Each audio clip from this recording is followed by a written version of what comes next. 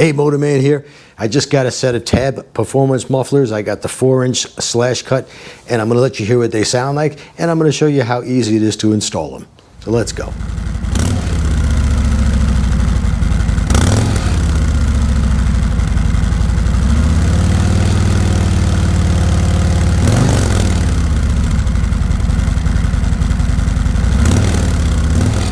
This is a 15 millimeter. You're going to need a deep socket to get it out.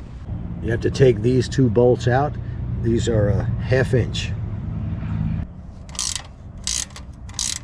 Once you got the 3 bolts loose, it's just a matter of grabbing the muffler, twisting it back and forth, twist it from side to side. It's going to take some doing. If you have serious problems and can't get it, you're going to need to start the bike up and let it get good and hot, and then it'll probably slide off. I did put some WD-40 in the front there where it links into the head pipe, and we'll see if that helps. All right, after plenty of wiggling back and forth and twisting, it's finally ready to come off. Just a little bit more, and we got it. Now I slipped the muffler clamp over the new Tab Performance muffler. Now I'm going to put a little WD-40 on the connector pipe. Alright, I slid this onto the head pipe now, and before I put the bolts back in or tighten anything up, I'm going to do the other side because I want to make sure before tightening all these bolts that both of the mufflers are going to line up. Okay, so I've lined up both of the mufflers.